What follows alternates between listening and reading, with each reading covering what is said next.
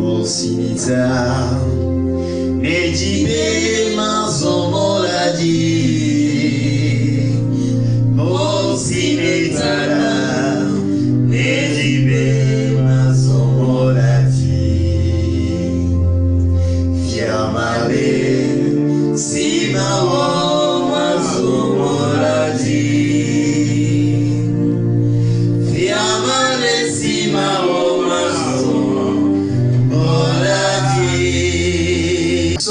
le nom de l'Éternel, notre Dieu, celui-là qui est notre grâce infinie, celui qui nous aime et qui nous prépare de meilleures choses. Alors, nous sommes arrivés à un moment très important, un moment où nous allons écouter la parole de Dieu. Alors, le thème de ce message nous dit: marchons dans la voie de l'Éternel. Marchons dans la voie de l'Éternel.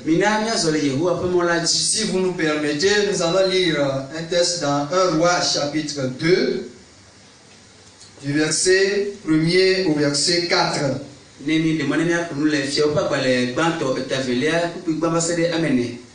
il est écrit: David approchait du moment de sa mort et il donna ses ordres à Salomon son fils en disant: Je m'en vais par le chemin de toute la terre. Fortifie-toi et sois un homme. Observe les commandements de l'Éternel ton Dieu en marchant dans ses voies et en gardant ses lois, ses ordonnances, ses jugements et ses préceptes, selon ce qui est écrit dans la loi de Moïse, afin que tu réussisses dans tout ce que tu feras et partout où tu te tourneras, et afin que l'Éternel accomplisse cette parole qu'il a prononcée sur moi. Si tes fils prennent garde à leur voie, en marchant avec fidélité devant moi, de tout leur cœur et de toute leur âme, tu ne manqueras jamais d'un successeur sur le trône d'Israël. Prions le Seigneur. Seigneur Dieu de grâce, merci pour ce message. Merci parce que tu nous as tant aimés. Et tout ce que tu fais pour nous est pour notre bien. Alors, ce message serait là pour nous fortifier, pour nous aider à être dans ta voie. Alors que ton Esprit Saint prenne le devant de toutes choses. Que ton Esprit Saint ouvre les cœurs, ouvre les entendements. Que ton Esprit Saint ouvre la pensée pour la compréhension de ce message. Et que tout ce qui bloque tes enfants de pouvoir te suivre, de marcher avec toi, que la puissance du Saint-Esprit les arrache de là au nom de Jésus-Christ. Dans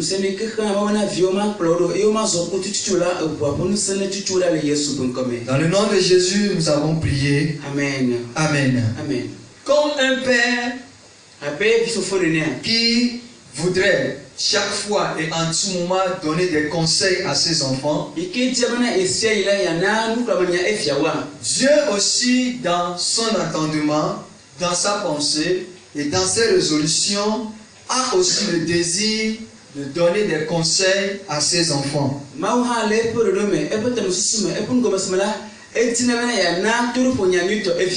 comme tout père voudrait voir ses enfants suivre les conseils qu'ils sont en train de leur prodiguer,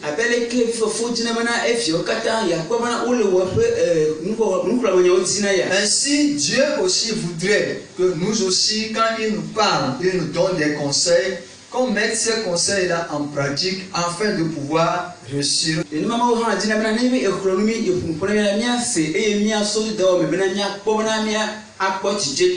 Et cela aussi nous permettra d'avoir part, si nous écoutons les conseils de Dieu, d'avoir part au royaume de Dieu. Alors ce message nous appelle en tant qu'enfants de Dieu. Ce message nous appelle à nous consacrer, à nous abandonner davantage à notre Seigneur Jésus-Christ. Parce que notre Dieu, il est le garanti, notre garant dans toutes les choses. Alors, nous devons nous abandonner à lui. Le texte que nous avons lu, ce texte nous a parlé de David et nous a donné l'exemple de Salomon. David est le père de Salomon. Et la Bible nous dit qu'au moment où David était en train d'arriver dans sa vieillesse, et bientôt il mourra et laissera la terre aux autres, il a appelé son fils Salomon. Et il va dire à Salomon, voici je m'en vais vers le chemin de toute la terre. Parce que le chemin de toute la terre, c'est là où tout le monde arrive à la fin de sa vie. Et tu vas et tu ne vas plus revenir sur cette terre. On parle ainsi du chemin de la mort. Alors, David va dire à Salomon, écoute mes conseils, écoute ce que je suis en train de te dire.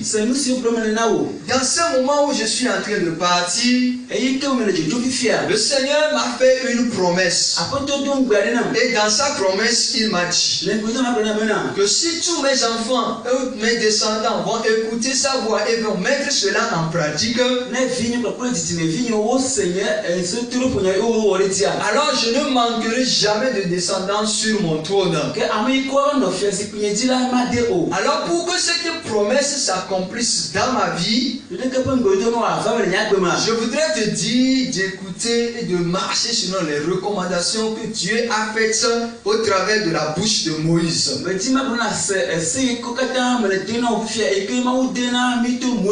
Il dit, je m'en vais par le chemin de toute la terre. Maintenant, observe les commandements. Observe tout ce que le Seigneur a dit. Garde ses lois. Et garde ses préceptes selon ce qui est écrit dans le livre de Moïse. Et si tu le fais ainsi, tu réussiras partout où tu iras. Partout où tu te tourneras, tu réussiras. Nous ne voulons pas marcher selon la voie de l'Éternel. Nous voulons réussir partout.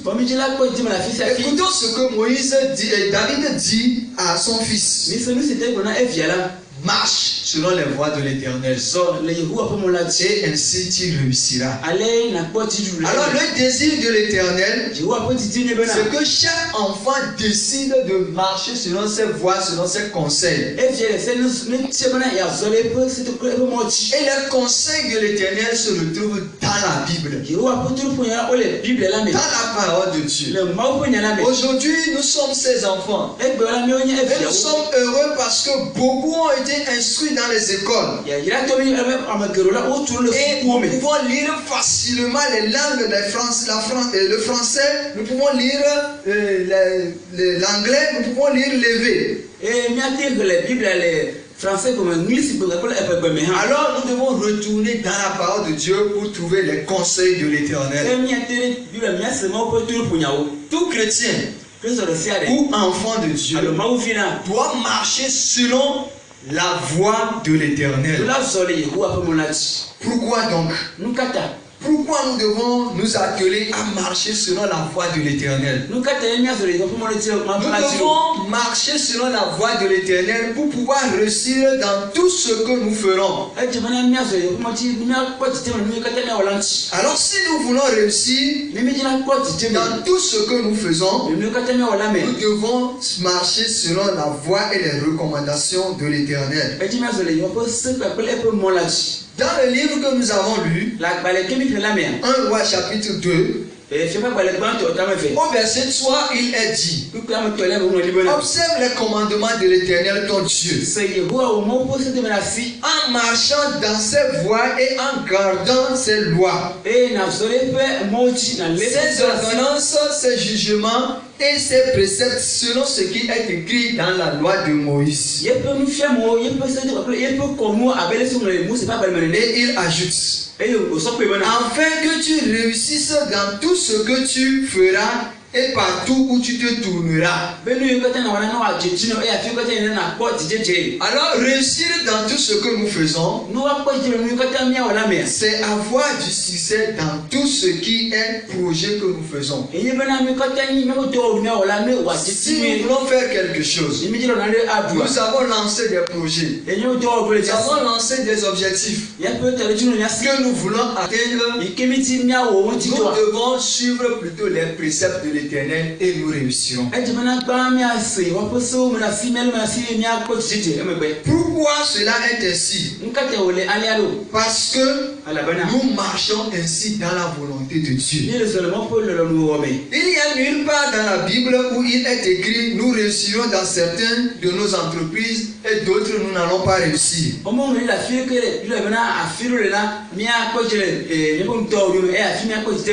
n'y a nulle part où il est écrit que nous allons réussir dans d'autres et nous allons échouer dans d'autres projets. Non.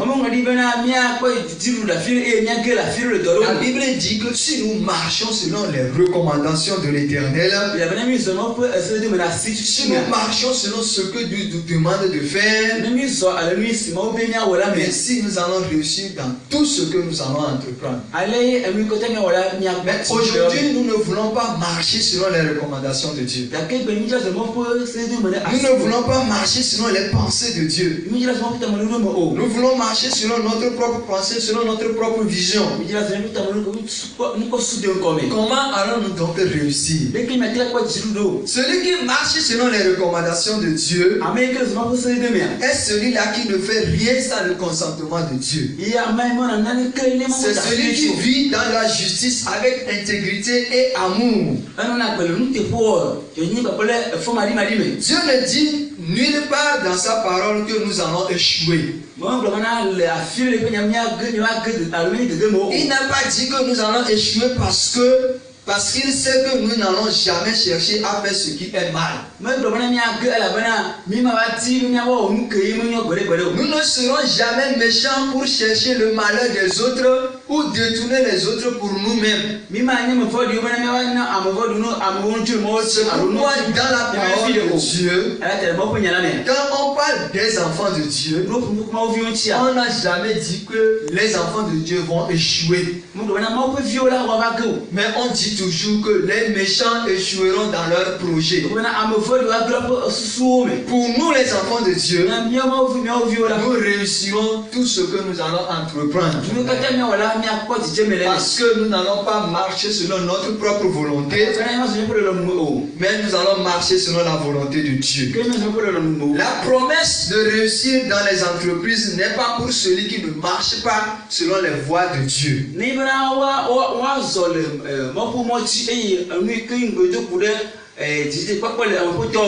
Dans le livre de Deutéronome chapitre 28, si nous lisons juste le verset 1, là il est mentionné que nous devons avoir l'habitude ou bien de déclarer ces choses-là toutes les fois. En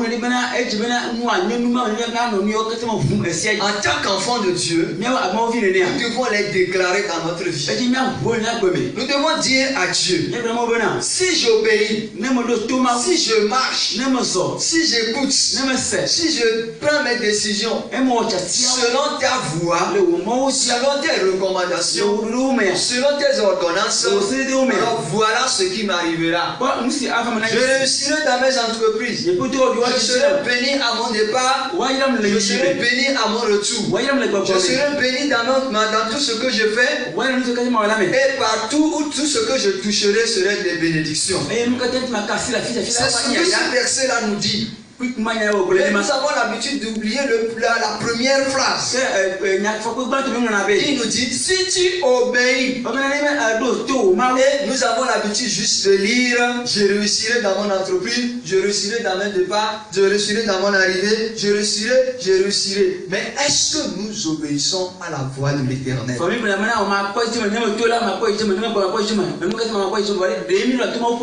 Bien aimé dans le Seigneur, comment marches-tu avec Dieu? Comment sont tes entreprises? Comment sont tes fiançailles? Est-ce que tu suis les recommandations de Dieu? Comment pourras-tu, avec des pointeurs ou des dehors, entendre la réussite du projet du mariage?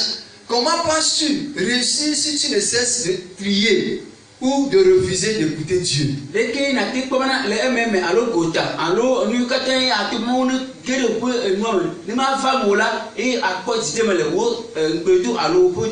Nous sommes prêts à créer des mensonges pour réussir. Comment, en tant qu'enfants de Dieu, nous pouvons réussir si nous faisons des trucs comme ça? Alors, il faut que nous revenions et que nous fassions ce que l'Éternel veut. Ainsi, nous allons réussir. Réussir dans les entreprises n'est pas la seule chose que le Seigneur fera pour nous. Mais quand nous lisons toujours 1 Roi chapitre 2, nous lisons le verset 4. Il dit que ainsi Dieu accomplira la promesse qu'il a déclarée sur ma vie. Alors si nous marchons selon la voie de l'Éternel, Dieu accomplira ses promesses dans nos vies. Rien, ni l'esprit, ni un ange, ni un démon, ou Dieu lui-même ne peut empêcher la volonté de Dieu de s'accomplir dans nos vies si nous marchons selon les voies et la volonté de Dieu. Je vous dis, Dieu même ne peut pas empêcher que sa volonté s'accomplisse dans nos vies si nous marchons selon sa voie, selon sa propre volonté. Car il n'est pas un fils de l'homme pour mentir, ni pour se repentir. Ce qu'il a déclaré, il l'exécutera sa façon. C'est-à-dire qu'il le fera exactement. Il ne regarde pas au visage. Il ne regarde pas les gens avant d'agir. Mais il agit. Et il fera exactement ce qu'il a déclaré. Dieu n'aime pas la corruption. Et si un enfant de Dieu se lance dans la corruption, il verra certainement la punition de Dieu. Alors que pour nous, Dieu a déclaré la réussite. Alors revenons à nous-mêmes. Savez-vous pourquoi Israël a été déporté et amené en captif à Babylone? Savez-vous pourquoi Dieu avait dispersé Israël dans les autres nations? Dieu est dans le Seigneur. Sur la terre promise à Canaan, Dieu avait dit à Israël, tu vas posséder cette terre, parce que sur cette terre, ça coule le lait et le miel. Et c'est ça ce qui a été la promesse à Israël. Mais il y avait des nations à Canaan. Dieu a dit à Israël, je vais chasser ces nations, je vais les repousser. disperser.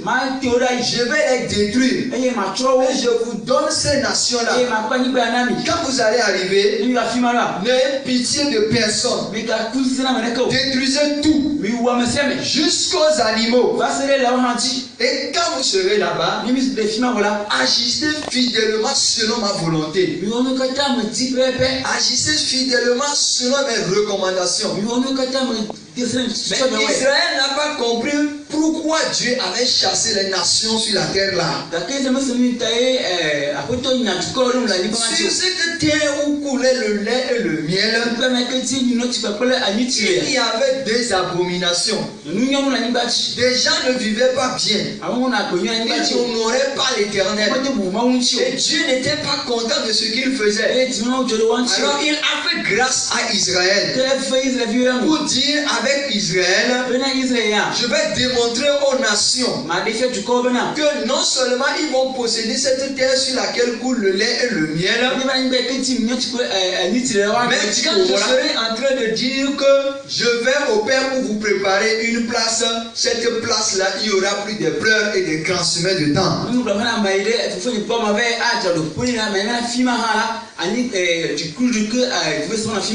Alors, quand Dieu a dispersé les autres nations, Israël est installé. Mais Israël avait commencé à vivre selon les autres nations. Israël avait commencé à vivre dans l'abomination. Jusqu'à ce que ces abominations soient montées à l'Éternel. Et l'Éternel n'était pas d'accord. Et il a parlé au travers d'Ésaïe. Il a dit à Esaïe, cette nation sera déportée. Cette nation sera dispersée. Et au temps de Jérémie, cela s'est accompli. Parce que Israël a refusé d'écouter la voix de Dieu. Israël a refusé de marcher selon les recommandations de Dieu. Et ils ont été déportés. On les a fait quitter la terre promise. Ils sont partis aller s'installer à Babylone. Ils ont fait des temps là-bas. Mais Dieu, avant même que Cyrus ne naisse, Dieu avait déjà prédestiné tout ce que Cyrus allait faire. Au travers de la bouche d'Ésaïe, dans son livre au verset 40, au chapitre 45, il a choisi Cyrus qui va décréter la liberté des Israélites.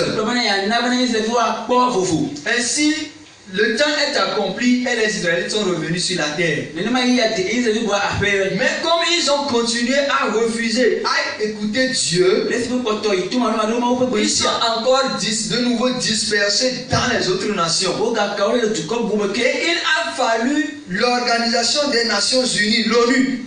Après la deuxième guerre mondiale, rétablir l'État Israël. Parce que Israël a refusé d'écouter Dieu. Aujourd'hui, il y a cette guerre-là qui est en train d'être installée. Alors, il faut en tant qu'enfant de Dieu, que nous soyons vraiment des gens différents. Que nous décidons de marcher selon la voie de Dieu. Qu'est-ce que Dieu te dit de faire? Qu'est-ce que Dieu nous apprend à chaque jour de faire?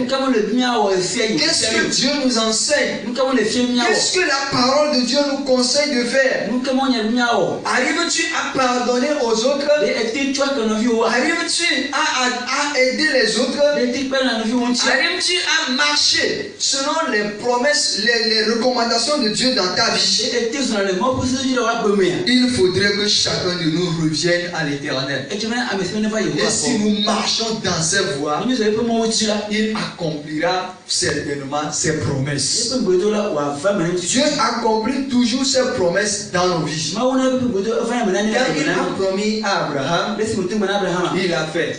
Dieu a certainement promis beaucoup de choses dans ta vie, mais il les a réalisées toutes. Alors, toutes ces choses que le Seigneur a faites, cela nous amène donc à suivre ses voies, à marcher selon ses recommandations. Bien-aimés dans le Seigneur, nous ne saurons finir ce message sans nous rappeler cette vérité. La réussite d'un enfant de Dieu se trouve dans sa consécration et sa marche et dans sa marche avec Dieu. Quand nous marchons dans la voie de Dieu, nos entreprises, nos projets réussiront toujours. Et Dieu accomplira aussi envers nous tout ce qu'il a promis. Puisqu'il est Dieu et qu'il ne peut pas aller contre sa propre parole, marchons avec lui. Marchons dans sa voie. Que le Seigneur vous bénisse et qu'il vous soutienne. Nous allons prier pour chacun de nous. Quelle est la voie de l'Éternel dans ta vie? Qu'est-ce que le Seigneur te conseille de faire? Qu'est-ce que tu lis dans la parole de Dieu? C'est toi qui n'arrives pas à pardonner. C'est toi qui es orgueilleux. Tu es rempli d'arrogance. Tu ne veux pas t'humilier. Tu veux toujours chercher la grandeur, mais dans de mauvaises conditions. Nous allons prier le Seigneur. Est-ce que tu veux réussir? Tu veux voir les promesses de Dieu s'accomplir? Alors marchons devant l'Éternel. Seigneur, en ce moment, nous sommes tes enfants, frères. Et nous sommes appelés des chrétiens. Parce qu'on a remarqué en nous que nous sommes identiques à Christ. Notre vie est une vie de difficulté sur cette terre. Mais parce que tu es avec nous, nous voulons marcher dans ta voie. Nous voulons marcher dans tes recommandations. Nous voulons marcher avec justice. Nous voulons marcher dans tes ordonnances. Afin de pouvoir profiter de la réussite. Afin de pouvoir profiter de ta promesse. Tu as dit que nous serons la tête selon la queue. Tu as dit que tu seras avec nous. Tu as aussi dit que tu mettras la différence entre ceux qui te servent et ceux qui ne te servent pas. Papa, parce que nous avons décidé de nous attacher à toi, que le monde revoie ce changement-là. Que le monde remarque ces changements-là. Que le monde remarque notre élévation. Que le monde remarque cette promesse dans notre vie. Merci Seigneur. Nous prions aussi Seigneur pour tous ceux qui sont en train de vivre des moments difficiles. Tous ceux qui ont des foyers en problème. Tous ceux qui sont malades. Ceux qui sont dans des situations difficiles et qui attendent de ton secours. Papa, viens et fais grâce. Viens Seigneur. Oui, fais grâce. Dans le nom de Jésus-Christ. Pour qu'il n'y ait la différence.